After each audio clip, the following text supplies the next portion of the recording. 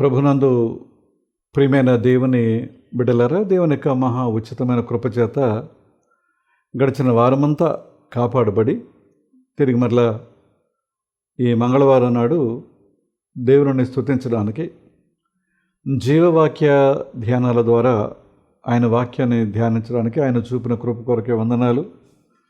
గత వారం అంతట్లో మనల్ని కాపాడి క్షేమం ఇచ్చినందుకు దేవునికి హృదయపూర్వకమైనటువంటి వందనాలు మనం చెల్లించుకోవాలి. మిమ్మల్ని నేను మనసారి అభినందిస్తున్నాను. మీరు వీక్షిస్తూ వింటూ కొంతమందికి క్రొత్త వారికి పరిచయం చేస్తూ ముందుకు వెళుతున్నారు. అది మీ కుటుంబాలకు, నాకు, మనందరికీ కూడా అది ఆశీర్వాదం. దేవునికి వందనాలు.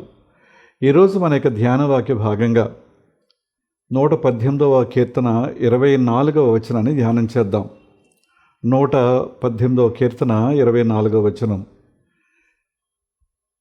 ఇది యెహోవా ఏర్పాటు చేసిన దినము, దీని యందు మనము ఉత్సహించి సంతోషించదము. ప్రార్థన చేసుకుందాం. కృపగలిగిన మా తండ్రి, దయగలిగిన మా ప్రభువా, మమ్మల్ని ప్రేమించి జీవవాక్య ధ్యానాల ద్వారా మీరు మాతో మాట్లాడుతున్నారు. మీ స్వరాన్ని మాకు వినిపిస్తున్నారు. చాలా విషయాలు ఈ పరిశుద్ధ గ్రంథం నుంచి నేర్చుకోవడానికి మీరు కృప చూపుతున్నారు. మీకు వందనాలు. దాని ఈ వాక్యం మా జీవితాలకు గొప్ప ధన్యకరంగా, ఉపకారంగా మీరు ఉంచుతున్నందుకు మీకు వందనాలు. మీ వాక్యాన్ని ధ్యానిస్తూ ఉండగా నన్ను మీ సిలువ చెంత మరుగుపరిచి నా ద్వారా మాట్లాడి మీరే మహిమ, ఘనత, ప్రభావాలు పొందుమని యేసు నామమున అడుగుచున్నాం తండ్రి, ఆమేన్. ప్రియమైన దేవుని బిడ్డలారా, ఈరోజు మనం వినేటువంటి వాక్యానికి ప్రతిరోజు దేవుని ఏర్పాటే అని ఒక చిన్న క్యాప్షన్ పెట్టుకుందాం. ప్రతిరోజు దేవుని యొక్క ఏర్పాటే. ఇది యెహోవా ఏర్పాటు చేసిన దినము, దీని యందు మనము ఉత్సహించి సంతోషించదము. ఈ మాట చాలా సందర్భాల్లో మనం వాడుకుంటాం. ఈ వాక్యాన్ని లేదా దాని ముందు వాక్యాన్ని కూడా చాలా సందర్భాల్లో ఏదైనా ఒక గృహప్రవేశం, వివాహం, అయితే ఒక మంచి కార్యం ఏదైనా తలపెట్టినప్పుడు ఈ వాక్యాన్ని మనం ఆ కార్డు మీద రాసుకుంటాం. అలాగే మన హృదయాల్లో ఆ వాక్యాన్ని ఉంచుకొని దేవుని బట్టి సంతోషించేటువంటి ప్రయత్నం మనం చేస్తాం. అయితే దీని వెనక ఉన్నటువంటి ఒక చిన్న చరిత్ర చాలా క్లుప్తంగా మీకు జ్ఞాపకం చేసే ప్రయత్నం నేను చేస్తాను. ఇశ్రాయేలు ప్రజలు బబులోను చెరలో ఉన్నారు 70 సంవత్సరాలు.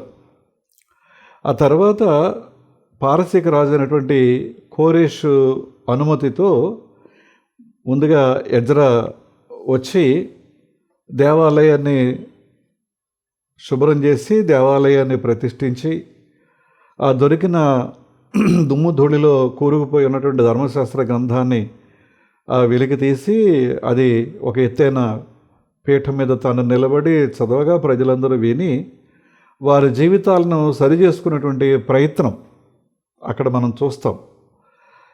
అప్పుడు ఎజ్రా గ్రంథం 3వ అధ్యాయం 10-11 వచనాలు మనం గమనిస్తే దేవుని మందిరపు పని ప్రారంభిస్తున్నారు. అంటే అది అప్పటిదాకా అది కూలిపోయిన పరిస్థితిలో ఉంది శత్రురాజుల వల్ల. ఇప్పుడు మళ్ళీ దానిని పునర్నిర్మించేటువంటి ప్రయత్నం. నెహెమ్యా వచ్చిన తర్వాత ప్రాకారం కట్టాడు. అది మనందరికీ తెలిసిన విషయమే, చెప్పుకున్నాం. మనకి బాగా తెలిసిన విషయాలే, క్లుప్తంగా జ్ఞాపకం చేస్తున్నాను. అప్పుడు ప్రజల నోట్లోంచి వచ్చినటువంటి మాట, యెహోవా మందిరపు పునాది వేయుచుండగా యాజకులు, లేవీయులు బాకాలతో తాళములతో దేవుని స్తుతించుచుండగా యెహోవా దయాళుడు, ఆయన కృప నిరంతరము ఉండునని, లేకపోతే ఆయన కృప నిరంతరము నిలుచునని వారు దేవుని స్తుతించడం మొదలుపెట్టారు. యాజకులు, లేవీయులు బాకాలు, తాళాలు తీసుకుని వారు ఈ మాటలు పలుకుతూ ఉండగా, కనుక ఈ దేవుని వారు స్తుతిస్తూ ఉండగా ప్రజలందరూ వారితో ఏకీభవించేటటువంటి పరిస్థితి. అది ఎజ్రా కాలంలో జరిగినటువంటి సంఘటన. వాళ్ళు యెహోవా దయాళుడు, ఆయన కృప నిరంతరము నిలుచుచుండునని వారు దేవుని స్తుతించి పాడినట్టుగా మనం చూస్తున్నాం. అయితే ఆ తర్వాత అదంతా అయిపోయిన తర్వాత ఇశ్రాయేలు ప్రజలు ఆ, ఎక్కడెక్కడికో చెదిరిపోయారు. ఆ చెదిరిపోయిన వారందరూ కూడా పస్కా సమయంలో, పర్ణశాలల పండుగ సమయంలో, పెంతెకొస్తు పండుగ సమయంలో, ఇలాంటి పర్వదినాల్లో ఎక్కడెక్కడి నుంచో వాళ్ళు యెరూషలేము దేవాలయానికి వస్తూ ఉండేవారు. గుంపులు గుంపులుగా. అదంతా రోడ్లు లేవు కదండి, వాహనాలు లేవు, కాళ్ళు నడకని రావటమే కనుక ఒక గుంపు, అది చాలా రోజులు ప్రయాణం, ఒక ఒక వారం 10 రోజులు లేదా నెల రోజుల ప్రయాణాలు కూడా ఆ రోజుల్లో ఎక్కడెక్కడి నుంచో రావటం. ఎందుకంటే వాళ్ళకి ఒక నియమం ఉంది, సంవత్సరంలో ఒకసారైనా యెరూషలేము దేవాలయానికి రావాలి. 3 పండుగలలో ఏదో ఒక పండగకి వచ్చాయి. ఒకవేళ ఈ పండగకి వెళ్ళకపోతే వారు చెప్పుకునేది ఏంటంటే, ఈ పండగకి వెళ్ళకపోయాను, వచ్చే పండగకైనా నేను మళ్ళీ యెరూషలేము వెళ్ళి దేవుని స్తుతిస్తానని చెప్పుకోవటం. అలా గుంపులు గుంపులుగా వచ్చేటప్పుడు ఈ 118వ కీర్తన, 113వ కీర్తన నుంచి 118వ కీర్తన వరకు కూడా వారు పాడుకుంటూ వచ్చేవారు. వాటిని అందుకనే యాత్రా కీర్తనలు అని అన్నారు. ఈ 118వ కీర్తన మొదటి వచనాన్ని చివరి వచనాన్ని కూడా మనం గమనించగలిగితే ఈ మాటలు చాలా చక్కగా చూస్తాం. ఏ మాటలు చూస్తాము అంటే, యెహోవా దయాళుడు, ఆయన కృప నిరంతరము నిలుచును అనేటువంటి మాట. ఇది 118వ కీర్తన మొదటి వచనంలో కానీ లేకపోతే చివరి వచనంలో కూడా ఈ మాటలు మనం చూస్తాం. అంటే వారి యొక్క జీవితాలలో దేవుడు చేసినటువంటి ప్రతి కార్యాన్ని జ్ఞాపకం చేసుకుని, శ్రమలు అనుభవించలేదా, కష్టాలు అనుభవించలేదా అంటే చాలా శ్రమలు అనుభవించారు, కష్టాలు అనుభవించారు, మనందరికీ తెలిసిందే. కానీ వాటన్నిటిని కూడా జ్ఞాపకం చేసుకుని దేవుణ్ణి స్తుతించడం వారు మర్చిపోలేదు. ఇక్కడ ఒక విషయాన్ని మనం జ్ఞాపకం చేసుకుంటే మంచిది. ఎందుకంటే దేవుడు చాలా శ్రేష్టమైన మంచి ఉద్దేశంతో ఆదామును చేశారు. కానీ ఆదాము వలన దుఃఖ దినాలు ప్రారంభమయ్యాయి. ఇక అక్కడి నుంచి అందరూ కూడా ఆ దుఃఖ దినాల్లో పాలుపంపులు పొందవలసిన పరిస్థితి ఏర్పడింది. అయితే క్రీస్తు వచ్చిన తర్వాత ఆయన యొక్క పునరుత్థాన శక్తి, పునరుత్థాన మహిమ వలన ఆనందదాయకమైనటువంటి దినాలు కూడా మనం చూసాం మనం. అందుకనే అబ్రహాముకు క్రీస్తు యొక్క రాకడ గురించి తెలియదు, ఏం జరుగుద్దో తనకు తెలియదు. కానీ ఆయన ఒక మంచి మాట అంటాడు, అబ్రహాము దూరము నుండి ఆ రోజును చూచి, అబ్రహాము దూరము నుండి ఆ రోజును చూచి ఆనందించెను అని ఉందండి. దూరము నుండి అంటే ఊహిస్తున్నాడు. అలాగే మనం యోబు గ్రంథంలో కూడా వెళితే ఆ క్రీస్తుని గురించి ఆయనకేం తెలియదు. కానీ నా దేవుడు సజీవుడనియు, ఒక దినాన నేను ఆయనను చూస్తాననియు అనే మాటలు యోబు నోట్లోంచి వచ్చినట్టుగా మనం చదువుతాం. కనుక క్రీస్తు వెలుగులో మనము నడిచిన ఎడల, ఒకరోజు కాదు ప్రతిరోజు క్రీస్తు వెలుగులో మనం నడిచిన ఎడల, ఆ రోజు లేక ప్రతిరోజు ఉత్సాహాన్ని, సంతోషాన్ని ఇచ్చేటువంటి రోజుగా ఉంటుంది. ఇది మనం జ్ఞాపకం చేసుకోవాలి. ఇది యెహోవా ఏర్పాటు చేసిన దినము. ఇంకా కొంచెం ముందుకు వెళ్ళాక కొన్ని విషయాలు ఈ సమయంలో మీకు నేను జ్ఞాపకం చేస్తాను. అంటే ఈరోజు ప్రారంభాన్ని క్రీస్తు నామస్మరణతో లేకపోతే ప్రార్థనతో మనం ప్రారంభిస్తే ఆ ఆనందం చాలా గొప్పదిగా ఉంటుంది. ఒకరోజు చాలా పని ఉండొచ్చు, ఇబ్బంది ఉండొచ్చు, శ్రమ, కష్టం ఉండొచ్చు. కానీ ఆ రోజు కూడా యెహోవా చేసిందే, ఇది మనం మర్చిపోవడానికి వీల్లేదు. ఇది యెహోవా ఏర్పాటు చేసిన దినం అంటే అన్ని దినాలు ఒకేలాగా ఉండవు, అన్ని దినాలు మంచిగా ఉండకపోవచ్చు, అన్ని దినాలు ఆనందాన్ని, సంతోషాన్ని ఇచ్చేటువంటి దినాలుగా ఉండకపోవచ్చు. కానీ అలాంటి అననుకూలమైన రోజు కూడా అది యెహోవా ఇచ్చిన రోజే, ఇది మనం మర్చిపోవడానికి వీల్లేదు. పిల్లలు లేరు, 75 సంవత్సరాల వయసులో దేవుడు అబ్రహాముకు దర్శనమిచ్చి నీకు నేను సంతానాన్ని ఇస్తాను అని చెప్పారు. ఆ రోజు అబ్రహాం జీవితంలో చాలా సంతోషకరమైనటువంటి రోజు అయి ఉంటుంది. ఆ తర్వాత 25 సంవత్సరాలు నిరీక్షించిన తర్వాత 100 సంవత్సరాలకు బిడ్డ పుట్టాడు. ఇస్సాకు అనే నామకరణం జరిగింది. ఆ రోజు ఇంకా గొప్ప దినమై ఉంటుంది. అబ్రహాము పెద్ద పండగ చేసి ఉంటాడు. తన పరివారానికే కాకుండా ఆ చుట్టుపక్కల ఉన్నటువంటి ప్రజలు వారు సంచార జాతులుగా ఉన్నారు కనుక అక్కడ ఉన్నటువంటి రాజులు వాళ్ళందరూ కూడా చాలా గొప్ప పార్టీ ఇచ్చి ఉండొచ్చు ఆ రోజుల్లో 100 సంవత్సరాల వయసులో. ఇప్పుడు ఆ బిడ్డ పెరిగి పెద్దవాడుతున్నప్పుడు ప్రతిరోజు ఆనందించాడు. సడన్గా ఒకరోజు దేవుడు ఆ అబ్రహాముకు దర్శనమిచ్చి నీ బిడ్డ నాకు బలిగా అర్పించు అని అన్నారు. గమనించారా? 75 సంవత్సరాల వయసులో నీకు బిడ్డనిస్తానని చెప్పినప్పుడు సంతోషం, 100 సంవత్సరాల వయసులో తాను బిడ్డను కలిగి ఉండటం గొప్ప ఆనందం. ఈ 2 రోజులు ఆయన ఇచ్చిన రోజులే.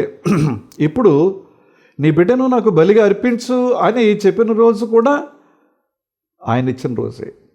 అది ఆనందదాయకం కాదు కదా, సంతోషదాయకం కాదు కదా? తన చేతులతో తన బిడ్డను ఆయన బలిగా అర్పించి తన చేతులతో ఆ బిడ్డ యొక్క దేహాన్ని తాను దహనం చేసి అప్పుడు రావాలి ఆ మోరియా పర్వతం నుంచి కిందకి.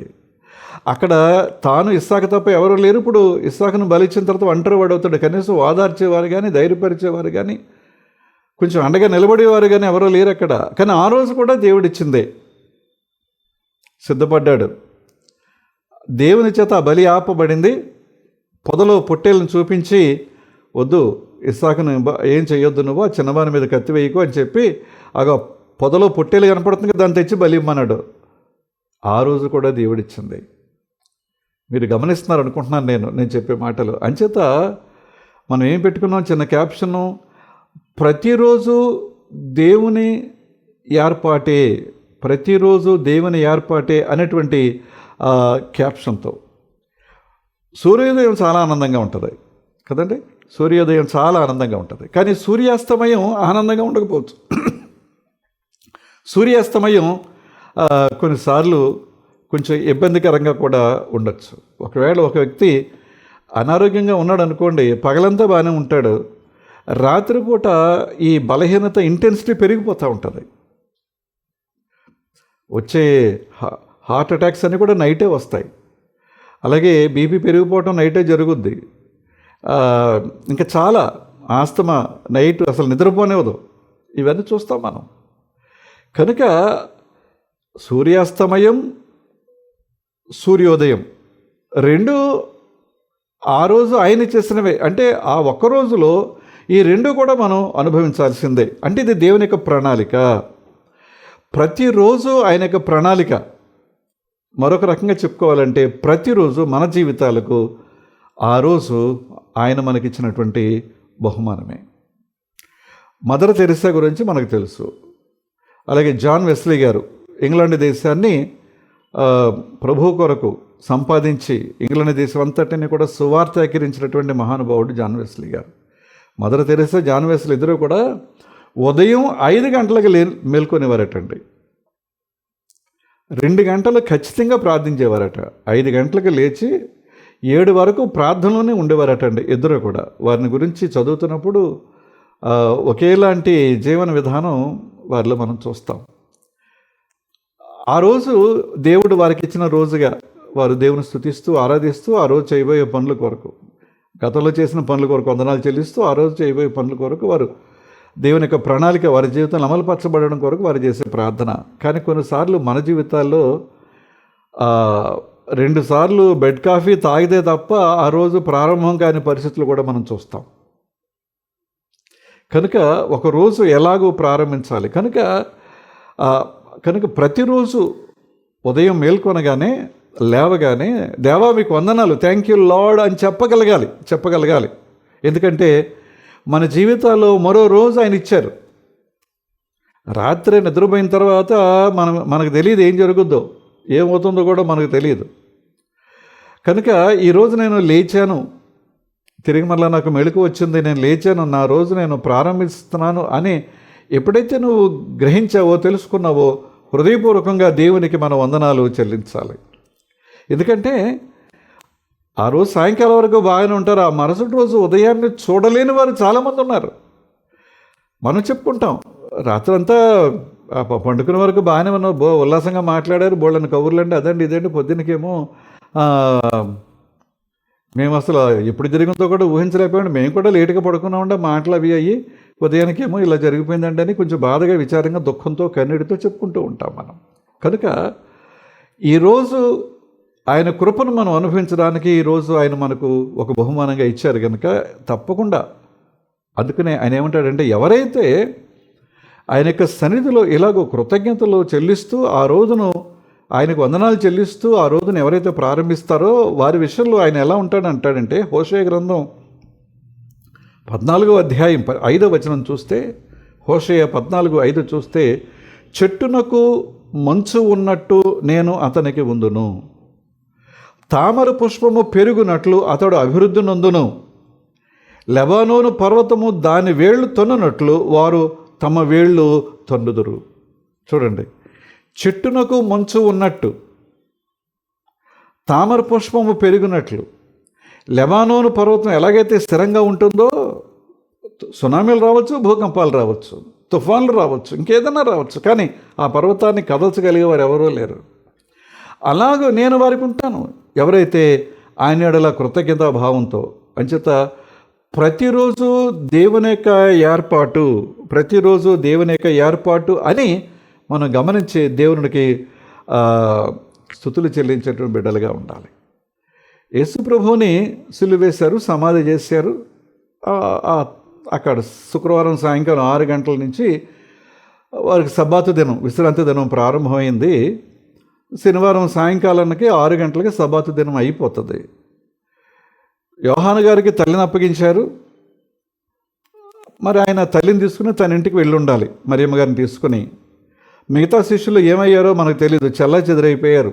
ఆ ఘోర విపత్తు చూసి భయపడి ఉంటారు, ప్రాణభయం కలిగి ఉంటుంది, లేకపోతే ఇంకా ఏదైనా కావచ్చు, వారు వెళ్ళిపోయారు. కానీ స్త్రీలు ఎప్పుడు తెల్లవారుతుందా ఆ శనివారం సాయంకాలం 6 గంటలతోటి సబ్బాతు దినం అవ్వగానే షాప్స్ తెరుస్తారు. గబగబా వెళ్ళి యేసు దేహానికి వారు ఏదైతే పూయాలనుకుంటున్నారో దానికి తగినటువంటి ఆ సుగంధ ద్రవ్యాలన్నీ తీసుకుని రెడీ పెట్టుకుని నిద్రపోయి ఉండరు తెల్లవారులు. తెల్లవారక ముందే పెందల కడనే ఇంకా చీకటిగా ఉండగానే చాలా పదాలు వాడారు అక్కడ. వారు సమాధి దగ్గరికి వెళ్ళారు. పునరుత్థాన అనుభవంలో మొట్టమొదటి పాలు పంపులు పొందిన ధన్యత స్త్రీలకు దొరికింది. వేకువనే ప్రభు కొరకు కనిపెట్టడం, వేకువనే ఇది ప్రభు దినంగా భావించి ఆ దినాన్ని ప్రభువుకు సమర్పించి మన జీవితాల్లో మనం ముందుకు వెళ్ళగలిగేటటువంటి గొప్ప ధన్యత ఎలా ఉంటుందో. కనుక ముల్లర్ అనేటువంటి ఒక రచయిత ఉన్నారు, క్షమించండి, మిల్లర్ MILLER మిల్లర్ అనేటువంటి ఒక రచయిత. ఆయన ఏమంటాడంటే, నా కొరకు దాచబడి ఉంచినటువంటి దీవెనలు, ఆశీర్వాదాలు, బహుమానాలు పొందేటువంటి రోజు ఈరోజు అని అన్నాడు ఆయన. అంటే ఈరోజు ఆయన నాకు ఎందుకు ఇచ్చాడంటే, నా కొరకు కొన్ని ఆశీర్వాదాలు దాచాడు, నా కొరకు కొన్ని దీవెనలు దాచాడు, బహుమానాలు దాచాడు.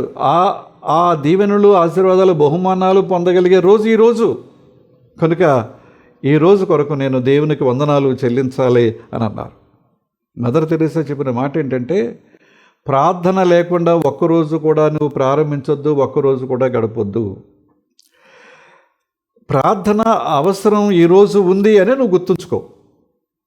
ఒకవేళ మర్చిపోవాల్సిన పరిస్థితి వస్తే, దేవా ఈరోజు ప్రార్థన చెయ్యాలి అనే జ్ఞానం నాకు దయచేయి, నువ్వు కొంచెం జ్ఞాపకం చేయి నాయనా, అప్పుడు నేను ప్రార్థన చేయగలుగుతానని దేవుని అడగమంది మదర్ తెరీసా గారు.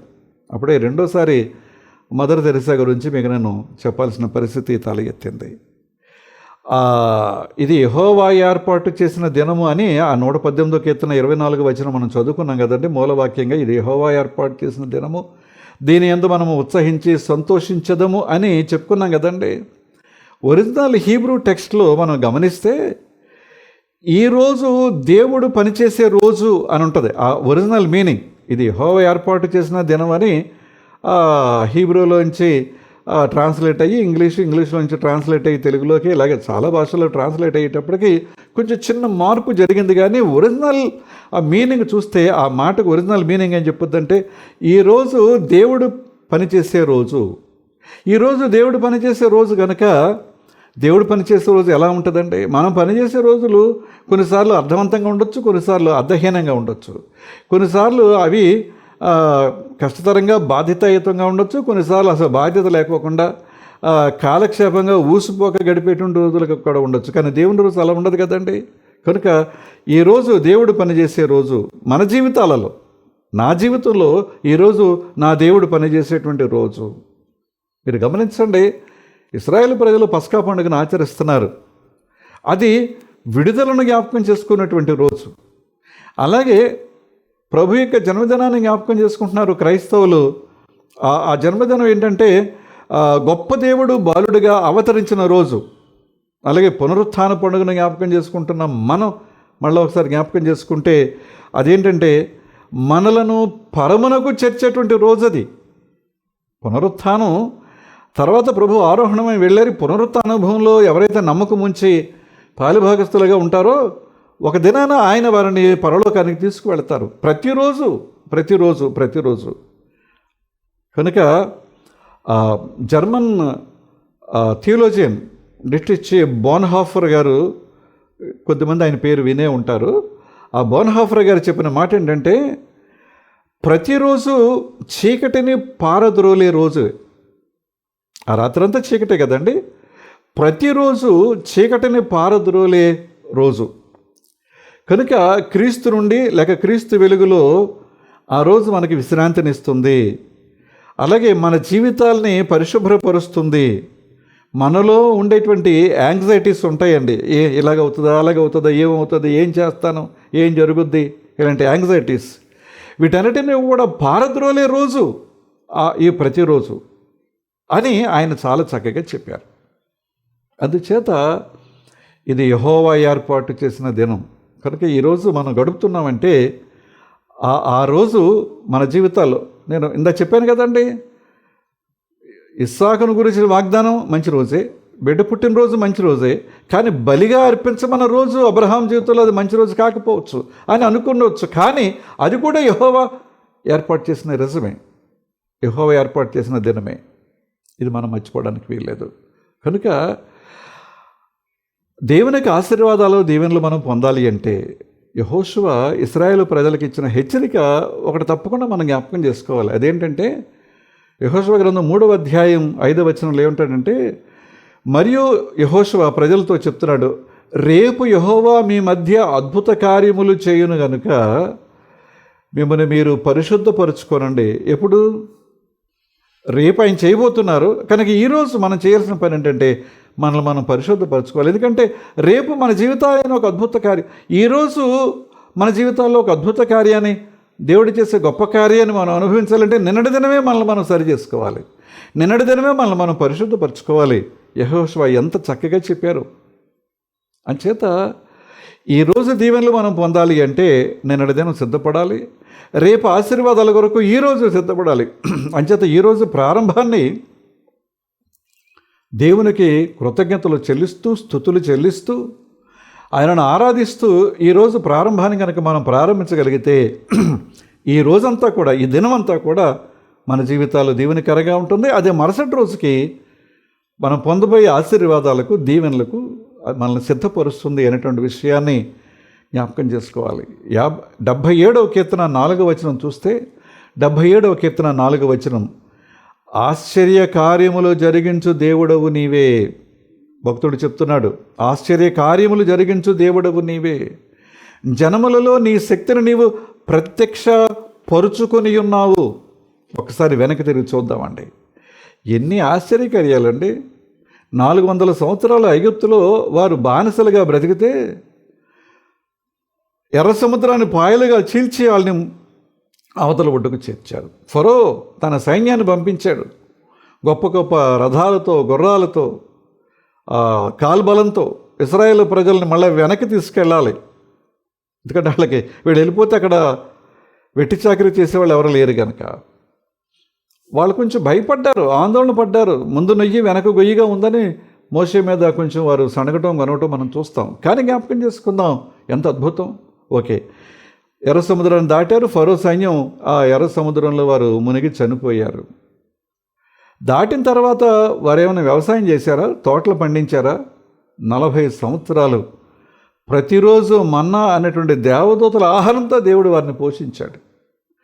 వాళ్ళు దాన్ని అర్థం చేసుకోలేక, దానిలో ఉన్నటువంటి గొప్పతనాన్ని వారు ఆస్వాదించలేక, సణిగితే గొణిగితే మాకు మాంసాహారం కావాలంటే ప్రతిరోజు పూరెడు పిట్టల్ని వారి వాకిట్లో పెట్టారు. విశ్రాంతి దినం 7వ దినం వారు పని చేయకూడదు కనుక శుక్రవారమే శనివారానికి కూడా సరిపడేటువంటి ఆ భోజన పదార్థాన్ని వారు సిద్ధపరచుకునేలాగా ఆయన వారి విషయంలో ఏర్పాటు చేశారు. మనం జ్ఞాపకం చేసుకోవాలి. దానియేలు గ్రంథం 4వ అధ్యాయం 3వ వచనం మనం చూస్తే ఆశ్చర్యక్రియలు జరిగించు దేవుడు నీవే. ఇంకెవరి వల్ల కాదండి, ఎవరి వల్ల కాదు.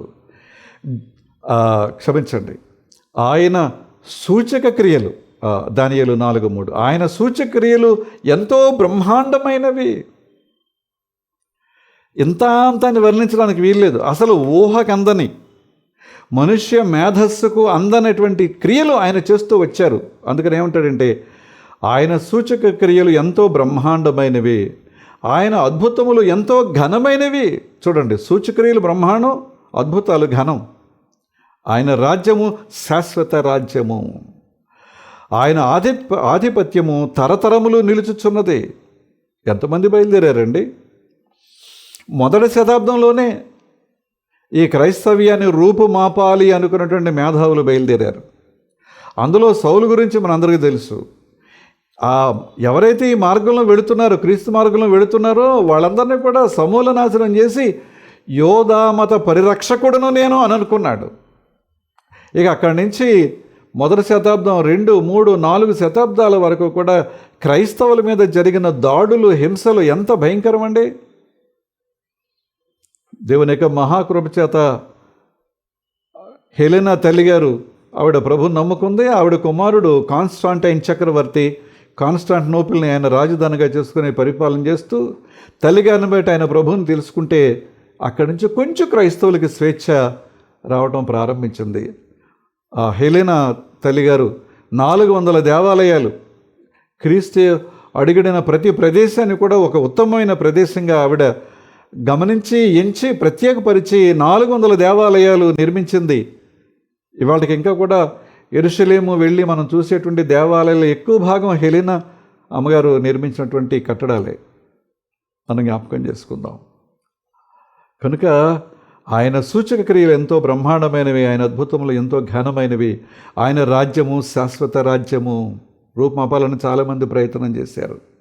నియంతలు బయలుదేరారు, కమ్యూనిస్టులు కూడా బయలుదేరారు. వారి రాజ్యంలో అసలు క్రైస్తవ్యం అనేది ఉండడానికి వీల్లేదు అన్నటువంటి ఒక పంతంతో, పట్టుదలతో ప్రయత్నం చేశారు. కానీ దేవుడు గొప్ప కార్యాలు చేస్తూనే ఉన్నాడు. అసలు చైనా దేశంలో బైబిల్ లేకుండా చేశారు. మీకు నేను ఇంతకుముందు ఒక సంఘటన చెప్పాను. భారతదేశం నుంచి చైనా దేశానికి బైబిల్స్ని స్మగ్లింగ్ ద్వారా పంపించాల్సిన పరిస్థితి. చైనా భాషలో ఇక్కడే కొన్ని బైబిల్స్ ముద్రించి ఒక రాత్రి చైనా దేశానికి వాటిని స్మగుల్ చేశారు. కానీ నేను మొన్న బైబిల్ సొసైటీకి వెళితే క్రొత్త రకమైనటువంటి కలర్తో ఉన్న అట్టలతో ఉన్న బైబిల్స్ నాకు కనిపించాయి. Green colour, yellow colour, pink colour, blue colour అట్టలతో. ఈ అట్టలు చాలా బాగున్నాయి. ఎక్కడ ఈ బైబిల్స్ అంటే చైనాలో ప్రింట్ అయ్యి వచ్చినాయండి అన్నారు. ఒకప్పుడు మనం చైనాలో ఉన్నటువంటి క్రైస్తవులకు బైబిల్స్ లేక వాళ్ళు ఇబ్బంది పడుతున్నారని తెలిసి మనం ఇక్కడి నుంచి బైబిల్స్ ముద్రించి పంపించాం. అందరూ కాంట్రిబ్యూట్ చేసి ఒక ఓడ నిండా పంపించాం ఇండియా నుంచి. కానీ ఇవాళ చైనా దేశంలో ప్రింట్ అయిన బైబిల్స్ మన దగ్గరకు వచ్చి అమ్ముతున్నారు. దేవునికి స్తోత్రం, బైబిల్ సొసైటీ వారు. జ్ఞాపకం చేసుకోవాలి. కనుక ప్రతిరోజు ప్రతిరోజు ప్రతిరోజు దేవునికి కృతజ్ఞతలు చెల్లించేటువంటి రోజుగా మన జీవితాల్లో ఉండాలి. ద్వితీయోపదేశకాండం 12వ అధ్యాయం 7వ వచనం చూస్తే, మీరును మీ దేవుడైన యెహోవా మిమ్మల్ని ఆశీర్వదించి మీకు కలుగజేసిన మీ కుటుంబములు మీ దేవుడైన యెహోవా సన్నిధిని భోజనం చేసి మీ చేతి పనులంటి యందు మీరు సంతోషించవలెను.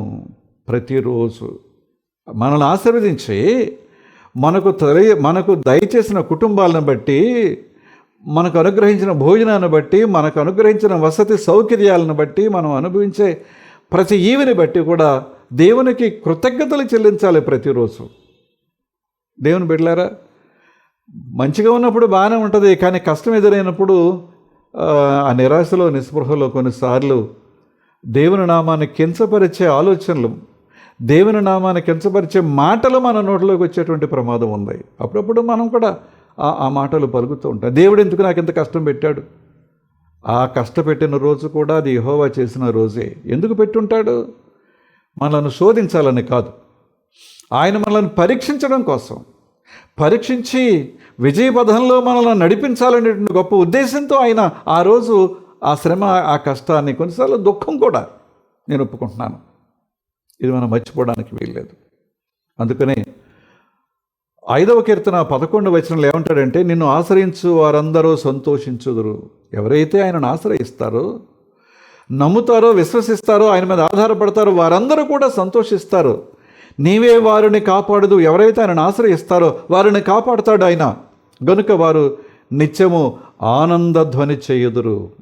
70 సంవత్సరాలు బబులోను చెరలో ఉండి ఈ ఎజ్రా నాయకత్వంలో వారు వచ్చి దేవాలయ మందిరపు పునాదిని వేసిన రోజున వారు ఆ యాజకులు, లేవీయులు బాకాలతో, తాళాలతో దేవుని స్తుతిస్తూ ఉండగా, యెహోవా దయాళుడు, ఆయన కృప నిరంతరము నిలుచును. కష్టపడలేదా?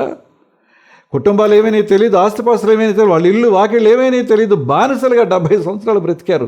కానీ తిరిగి వచ్చిన తర్వాత ఆయన చేసిన కార్యాన్ని బట్టి 70 ఏళ్లలో కొంతమంది వారి కుటుంబీకులు, వారి రక్త సంబంధికులు చాలామంది కాలం చేస్తుంటారు, చనిపోయి ఉంటారు కదండి. కానీ ఉన్నవారు దేవుని స్తుతించారు. ఇది మనం మర్చిపోవడానికి వీల్లేదు. 32వ కీర్తన 11వ వచనంలో, నీతిమంతులారా యెహోవాను బట్టి సంతోషించుడి. ఎవరు నీతిమంతులు? ఎవరు నీతిమంతులు అండి? ఎవరైతే ఆయన ఆజ్ఞ ప్రకారంగా చేస్తారో వారు నీతిమంతులు. లోకానుసారమైన నీతి కాదు దేవుడు కోరేది. ఆయన ఆజ్ఞను ఎవరైతే పాటిస్తారో వారు నీతిమంతులు. నీతిమంతులారా యెహోవాను బట్టి సంతోషించుడి, ఉల్లసించుడి. యథార్థ హృదయులారా మీరందరూ ఆనందగానము చేయుడి. ఆయన చేసిన కార్యాలను బట్టి. ఒక మాట చెప్పి నేను వాక్యాన్ని ముగించే ప్రయత్నం చేస్తాను. అదేంటంటే, జెఫన్యా గ్రంథం 3వ అధ్యాయం 13వ వచనాన్ని చూసినప్పుడు, ఇశ్రాయేలులో మిగిలిన వారు ఎవరు? వాళ్ళు ఆ బబులోను రాజు యెరూషలేము మీద దాడి చేసి, యెరూషలేమును సర్వనాశనం చేసి, దేవాలయాన్ని పాడు చేసి చాలామందిని చంపేశాడు. కొంతమందిని పట్టుకుని వెళ్ళిపోయాడు బబులోను దేశానికి బందీలుగా. మళ్ళా వాళ్ళు అక్కడ కొంతమంది, ఈ చంపబడిన వారు కొంతమంది అక్కడికిక్కడికి పారిపోయారు. ఈ రాజుకి దొరకకుండా ఎలా పారిపోయి ఉంటారు? కట్టుబట్టలతో వెళ్ళిపోయి ఉంటారు. వాళ్ళు పడ్డ శ్రమ ఎలాంటిది? ఇలాంటి జరిగిన పరిస్థితుల్లో మిగిలిన వారు అంటే ఈ శ్రమలను అనుభవించి చనిపోగా మిగిలిన వారు, తిరిగి వచ్చిన వారు పాపము చేయరు. 13వ వచనం, ఇశ్రాయేలులో మిగిలిన వారు పాపము చేయరు, అబద్ధమాడరు, కపటములాడు నాలుక వారి నోట ఉండదు. వారు ఎవరు భయం లేకుండా విశ్రాంతి గలవారై అన్నపానములు పుచ్చుకొందురు. మన జీవితాల్లో కొన్ని కష్టాలు అనుభవించాం, శ్రమలు అనుభవించాం, లేకపోతే మరణాలు కూడా చూసాం. అందులో కోవిడ్ టైంలో మరీ భయంకరమైన పరిస్థితి మనం ఎదుర్కొన్నాం. అదేమి మర్చిపోవడానికి వీల్లేని పరిస్థితి. ఇప్పుడు మనం మిగిలాం. ఆవేళ ఇశ్రాయేలు ప్రజల్లో మిగిలిన వారు బబులోను చెరల నుంచి తిరిగి వచ్చిన వారు. కానీ ఇవాళ మనం మిగిలాం. కనుక మనం ఎలా ఉండాలి? అబద్ధమాడరు, పాపము చేయరు, కపటములాడు నాలుక వారి నోట ఉండదు. ఇది మన జీవితాల్లో ఉండాలి. ఎప్పుడైతే ఉంటుందో అప్పుడు 14వ వచనంలో ఏమంటాడంటే, సియోను నివాసులారా ఉత్సాహధ్వని చేయుడి, ఇశ్రాయేలీయులారా జయధ్వని చేయుడి, యెరూషలేము నివాసులారా పూర్ణ హృదయముతో సంతోషించుడి, ఎందుకంటే ఇది యెహోవా చేసిన దినం కనుక ప్రియమైన దేవుని బిడ్డలారా, యేసు ప్రభు చివరి రాత్రి భోజనం ఆచరించిన తర్వాత ఒలీవల కొండకు వెళ్ళారు. శిష్యుల్ని కొంత దూరంలో పెట్టారు, ముగ్గురిని ఇంకా కొంచెం దూరంలో పెట్టారు. ఆయన ఇంకా కొంచెం దూరం, ఒక రాతి వేత దూరం, అంటే ఒక వ్యక్తి రాయి విసిరితే ఎంత దూరం వెళ్ళి పడుతుందో అంత దూరంలో ఆయన వెళ్ళి ప్రార్థన చేస్తున్నారు. మళ్ళీ వచ్చారు, నిద్రపోతున్నారు, నిద్రపోయే వాళ్ళని లేపారు, మళ్ళీ వెళ్ళారు, మళ్ళీ వచ్చారు. ఈ లోపల ఆయన పడుతున్న వేదన ఎంత వేదనగా ఉందో మనందరికీ తెలుసు. ఆయన దేహంలో నుంచి కారేటువంటి ఆ చెమట రక్తబిందువులుగా, సైన్స్ పరంగా టెక్నికల్గా దాని ఏదో ఒక టెర్మినాలజీ వాడారు, అదంతా మనకు అనవసరం ఇప్పుడు. కానీ అంత యాగని. అప్పుడు ఆయన అన్న మాట ఏంటంటే, నా చిత్తం కాదు నీ చిత్తమే నెరవేరునుగాక అని అన్నారు. మీకు అర్థమైందా? నా చిత్తం కాదు మీ చిత్తమే నెరవేరునుగాక అంటే ఆ రోజు లేకపోతే ఈ రోజు, లేకపోతే ఈ పరిస్థితి కూడా అది దేవుని చేతుల్లో ఉంది. కనుక ఇది నేను అనుభవిస్తాను, ఇది నేను భరిస్తాను, దీనిని నేను నెరవేరుస్తాను. నేనేమనుకుంటున్నానంటే నీకు ఇష్టమైతే ఇది తీసివేయమని, కానీ నా ఇష్టం నెరవేరొద్దు, నీ ఇష్టం నెరవేరాలి. కనుక యేసయ్య కూడా ఆ చివర ఈ కెత్తనే పాడారనమాట అండి, ఈ రూపంలో, ఈ మాటలతో. ఎంత గొప్ప అనుభవం అండి, శ్రేష్టమైన అనుభవం. కనుక మరొక రకంగా ఈ మాటతో ఆయన దేవుని స్తుతించారు, శ్రమలు కూర్చుకున్నారు, మరణాన్ని జయించి పునరుత్థానుడై తండ్రి కుడిపార్శ్వమందు ఆసీనుడయ్యాడు. కనుక ఇది యెహోవా ఏర్పాటు చేసిన దినము, దీని యందు మనము ఉత్సహించి సంతోషించదాము. ప్రార్థన చేసుకుందాం.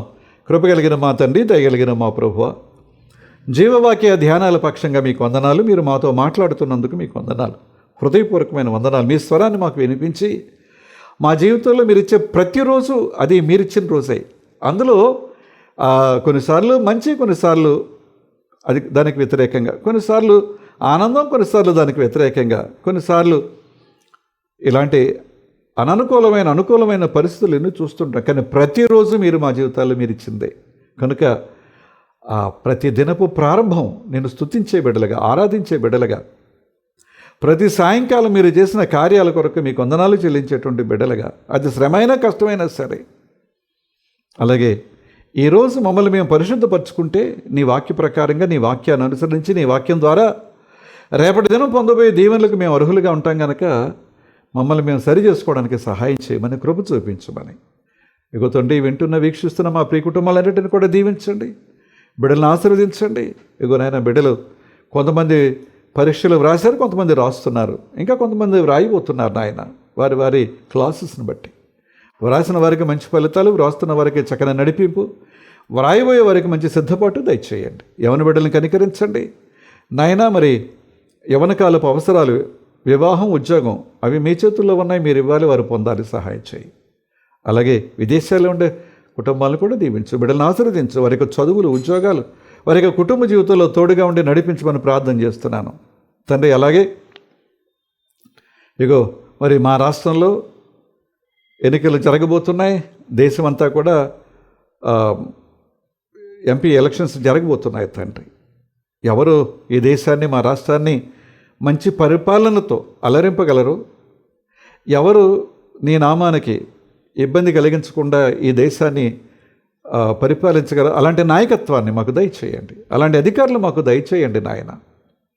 సహాయం చేయమని, ప్రలోభాలకు లొంగకుండా నాయన, నీతితో, న్యాయంతో వీరు పరిపాలించగలరు అనేటువంటి నిర్ణయంతో వారిని ఎన్నుకునే శక్తి మా రాష్ట్రంలో, దేశంలో ఉండే ప్రజానీకానికి దయచేయమని ప్రార్థన చేస్తూ, మరొక మంగళవారం ఇలా కలిసి ప్రార్థించే భాగ్యాన్ని ఇమ్మని, సకల ఆశీస్సులతో నింపమని యేసు నామమున అడుగుచున్నాం తండ్రి, ఆమేన్. పరలోకమందున్న మా తండ్రి, మీ నామం పరిశుద్ధపరచబడునుగాక, మీ రాజ్యం వచ్చునుగాక, మీ చిత్తం పరలోకమందు నెరవేరుచున్నట్లు భూమి యందు నెరవేరునుగాక. మనుదినాహారం నేడు మాకు దయచేయి. మెడల అపరాధం చేసిన వారు మేము క్షమించిన ప్రకారం అపరాధములు క్షమించుము. శోధనలను తేక దుష్టుని తప్పించుము. రాజ్యము, శక్తి, మహిమ నిరంతరము నీవే ఉన్నావు తండ్రి, ఆమేన్. మన తండ్రి అయిన దేవుని నుండి, ప్రభు అయిన క్రీస్తు నుండి, పరిశుద్ధాత్మ నుండి కృపయు సమాధానం మీకు కలుగునుగాక, ఆమేన్. మరొకసారి మీ అందరికి వందనాలు. వచ్చే మంగళవారం కలుసుకుందాం. అంతవరకు సెలవు.